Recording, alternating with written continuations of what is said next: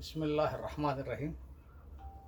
हज़रात मोहतरम, न मेरी सेहत इस काबिल है कि आपसे ख़िताब करूं, और न हालात ऐसे हैं कि कुछ कहा जाए, लेकिन दो तीन छोटी छोटी बातें तबलीग के हवाले से। एक तो ये कि हमारे जो गुजरात के, जिनको मैं बनिया शूरा कहता हूँ, ये लोग हर चंद दिन के बाद किसी मौलवी, किसी खलीफा, किसी बुजुर्ग को पकड़ के बस उसको कि भाई शूरा के फ़ज़ाइल, और वो बेचारा तोते की तरह शुरू हो जाता है कि उसने जो 1400 साल में जिन बुज़ुर्गों ने अपनी किताबों में या अपने तकरीरों में शूरा की अहमियत के बारे में कहा, वो शारा गिनाना शुरू कर देता है। अरे अल्लाह के बंदो, इतना तो सोचो कि शूरा का हुक्म किसको दिया है? शारुन फिल अम्र, अमीर को दिया है, हुजूर को दिया है। अमीर के बगैर शूरा का वजूद कहाँ है? और शूरा तो सिर्फ मशवरा दे देगी। उसके बाद में फैज़ा आज़म था, फिर वाहिद का सीगा अल्लाह ने इस्तेमाल किया, एक वाहिद का, कि अमीर को जब आप एक बात का इरादा कर लें मजबूती से कि बस ये होना चाहिए, या फैसला कर लें, फतवक्कल अल्लाह, फिर शूरा उरा की कोई ज़रूरत नहीं। अब ये 20 अमीर ही को गायब कर देते हैं, शूरा बिला अमीर। भाई उम्मत का पहला अमीर सिद्दीक अकबर थे, आखिर हजरत मेहदी अलैहिस्सलाम होंगे। अगर गुजरात उस जमाने में मौजूद रहे तो ये लाड जैसे 10-12 बनियों को लेकर बैठ जाएंगे हजरत मेहदी के मुकाबले पर भी, और कहेंगे हम फजीलत माब लोग हैं, सारे बुजुर्ग हमारे हैं, लिहाजा हम शूरा बनाते हैं और उसके ताबीज़ कर कीजिए। वहां भी शूरा का डंडा लेकर पहुंच जाएंगे ये गुजराती। तो जो आयत है शूरा की, उसमें खिताब ही अमीर को है, और फिर दोबारा भी अमीर को कहा गया है कि जब आप किसी चीज़ का पर मुस्तकीम हो जाएं और इरादा कर लें या फैसला कर लें, तो फिर उस पर अल्लाह के भरोसे पर जम जाएं, कायम रहें। फिर शूरा का कोई तस्करा नहीं है।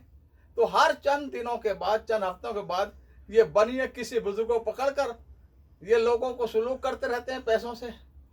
बस उसको वो तोती तरह शुरू हो जाता, सारी किताबों का गिनाना, फलां किताब में फलां ने ये लिखा शूरा फलां। अरे बेवकूफ़ हो, पहले तो ये बताओ कि पहले अमीर के है तो उसके लिए शूरा है, अमीर ने तो शूरा काय के लिए है? ये इतना बड़ा फितना इन्होंने पूरे दीन को बदलने की कोशिश की है। ये अहमद लाठ, इब्राहिम देवला, ये जितने बनिए बैठे हुए हैं, हाँ, कि इनको अमीर नहीं चाहिए, किसी की माननी नहीं है। इस्लाम तो इस्लाम का नाम है सर झुकाने और मानने, किसी का मानना नहीं। हम बारी बारी फैसले करेंगे, बारी बारी, एक एक घंटे के लिए, एक एक दिन के लिए, एक एक हफ्ते, एक एक महीने के लिए अमीर रहेंगे ताकि हमारी चले। बस ये है। दूसरी बात मुझे ये कहनी थी कि अभी मैंने देखा चंद दिन पहले मौलाना अहमद लाड जो है, और रविंद्रा गए, मौलाना अब्दुल्ला झांझी का भी इंतकाल हुआ गुज़श्ता दिनों। बहुत ही काबिल कदर आदमी थे, मेरे भी बहुत अच्छे दोस्त थे, फ़ोन पर भी रब्ता था। तो रविंद्रा करीब ही है भरोस से, तो वहाँ गए तो उनकी कब्र पर गए, और उसके बाद मस्जिद में भी बात की, ख़वातीन से भी कुछ बातचीत की। अब ये बनिए शुरू हो गए। देखो अकाबिर ऐसे होते हैं, और ये है हमारा अकाबिर की शान। भाई इसमें कौन सी तीर मार लिया उसने? भाई मौलाना सलेमान झांझी आखिर तक वफादार रहे हजरत मौलाना के, माने इनामुल हसन के, और जब हजरत जी का इंतकाल हो गया माने इनामुल हसन का, तो ये बनिए अपने साथ घसीटना चाहा इन्होंने शूरा में कि अब मौजूद आमिर की नहीं माननी है, लेकिन वो अल्लाह ने वफादारी उनको दी थी, तो वो हजरत मौलाना साद के वफादार रहे मौत तक। और उनकी औलाद मौलाना जो अब्दुल्ला, जिनका इंतकाल हुआ, वो भी मैंने देखा कि यहाँ पर जब आते तो मौलाना के बिल्कुल ख़ास लोगों में मौलाना साद दामद बरकात होंगे, और खिदमत भी अकेले में रात में, और मौलाना साद इनको बड़ी अहमियत देते, उनसे मशवरा भी तलब करते। यहाँ नहीं बल्कि पूरी दुनिया में, अफ्रीकी ममालिक में भी साथ होते वो। इस तरह ये कनाडा इधर भी साथ होते, यूरोप में भी, सभी जगह अरब ममालिक में। तो ये तो वफादारों का खानदान है, ये बागियों का, गद्दारों का नहीं है। वफादार और बागी गद्दार बराबर नहीं हो सकते। इनका 50-60 साल दोस्ती रही है मौलाना अहमद लाट और मौलाना सलीम जान जी की। आखिर में एक वफादार साबित हुआ, एक बागी साबित हुआ। अब जाकर फातिहा पढ़ दिया तो एहसान कर दिया, और उसमें कौन सा तीर मार लिया जो तुम बता रहे कि अकाबिर ऐसे होते हैं। और उसका धंधा है बोलना, चंद तकरीर रट रखी है, वो सुना देता, रटा वो सबक हर जगह। इसी तरह माल वालों काबू करता है वो। तो अब इसको ये बनी है ऐसे जैसे कोई आसमान से कोई उतरा हो अभी, इस तरह। ये क्या तरीका है? अगर मौलाना सुलेमान जहां जी का एहतराम था, ये अब्दुल्ला जहां जी का, तो तुम भी वफादार बन जाओ ना। ये बगावत और गद्दारियां खत्म करो, भगोड़ापन खत्म करो। और इनका हाल ये है कि मुफ्ती नईम को सब जानते हैं, आखिरी सांस तक तमाम उलमा में ये मौलाना साद के हिमायत में बात करते रहे, मौलाना साद की तरफ लाते रहे। सब तबलीग वालों को जो निजामुद्दीन साहब ने मशवरा देते रहे आखिरी सांस तक। इनकी आंख बंद होते ही एक फराड और मकर इन्होंने बनी होना शुरू कर दिया। बस उन्होंने आखिरी वसीयत ये कर दी थी कि मौलाना साहब गलत है, अहमद लाट और इब्राहिम दौला से। ला हौल वला कुव्वता इल्ला बिल्लाह।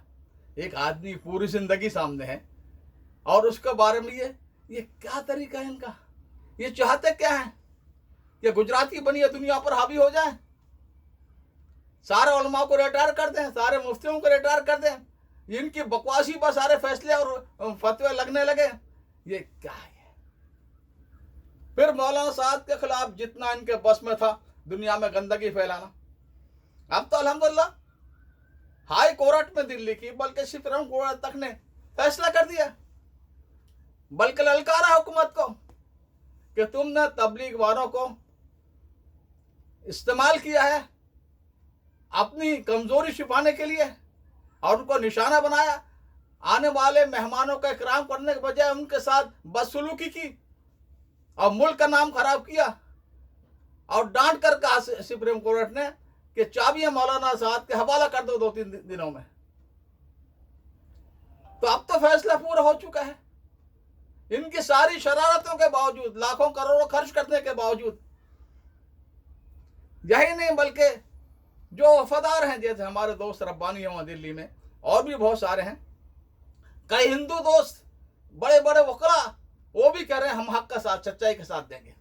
मौलाना साहब के पास पहुंचे हैं ये, और अब वो नोटिस जारी कर रहे हैं सारे चैनलों के एंकर जो बकवास करते रहे तबलीग के बारे में, मौलाना साहब के बारे में। और केजरीवाल जो चीफ मिनिस्टर है दिल्ली का, उसको भी सरेआम माफी मांगो और अपनी गलती का एतराफ करो और कहो हमने गलत किया था, वरना हम खींचते हैं अदालत में। अल्हम्दुलिल्लाह अल्लाह की तरफ से हुआ ये। सारे बनियों की मकर और करोड़ों रुपए एक तरफ।